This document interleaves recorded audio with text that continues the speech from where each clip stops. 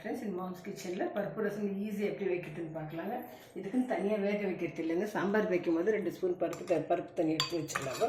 புளி கரைசல்கள், உப்பு, கடுகு, எண்ணெய், கருவேப்பிலை, பூண்டு, மஞ்சள் பொடி, காஞ்ச மிளகாய், பச்சை மிளகாய், இஞ்சி, இந்த சீரக மிளகு இடித்து வச்சுருக்கேன், தக்காளி, பெருங்காயம், அவ்வளோதாங்க.